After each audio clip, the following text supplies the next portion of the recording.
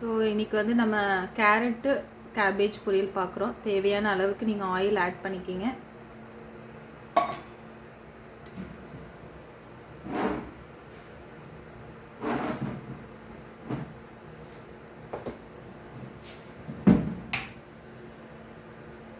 Oil நல்லா சூடானோடனே கடுகு add பண்ணிக்கிங்க. கடுகு நல்லா பொரிஞ்சு வந்த உடனே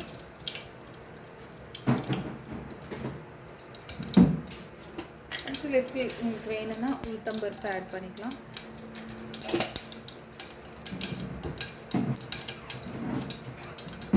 இப்போ நம்ம கட் பண்ணி வச்சுருந்த பொடியாக நறுக்கி வச்சுருந்த வெங்காயத்தை ஆட் பண்ணிக்கலாம். நல்லா வதங்கட்டும். இது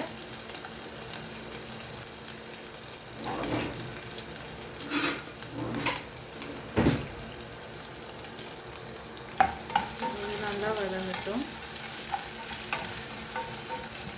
இது வதங்கும் போதே நான் என்ன பண்ணுறேன் அப்படின்னா, இது கூட கொஞ்சம் உப்பு ஆட் பண்ணிக்கிறேன்.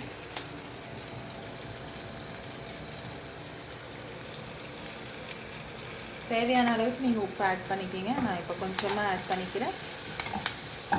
காய்கறிகள் எல்லாம் போட்டு இன்னும் தேவைன்னா நான் கொஞ்சம் எண்ணெய் ஆட் பண்ணிக்கிறேன். இப்போ இந்த டைமில் நான் வந்து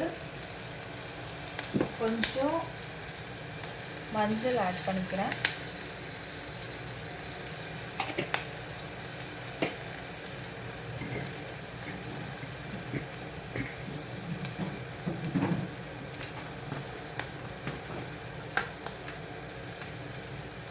தேவையான அளவுக்கு நீங்கள் வந்து மிளகாத்தூள் ஆட் பண்ணிக்கிங்க.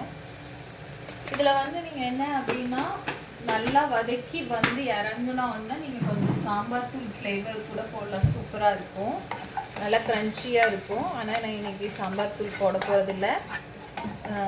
இப்போ வந்து மஞ்சத்தூள் அண்ட் மிளகாத்தூள் தான் நான் ஆட் பண்ணுறேன். நீங்கள் சாம்பார் தூள் ஆட் பண்ணி எப்படி இருக்குங்கிறது எனக்கு கமெண்ட்ஸில் சொல்லுங்கள். ஸோ இப்போ நான் நல்லா பொடியாக நறுக்கி வச்சுருந்த கேபேஜும் கேரட்டும் ஆட் பண்ணுறேன்.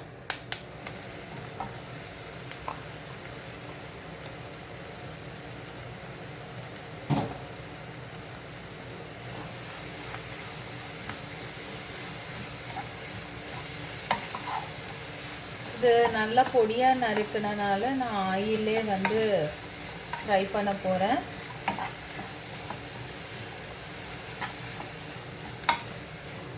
கொஞ்சம் வேகட்டும்.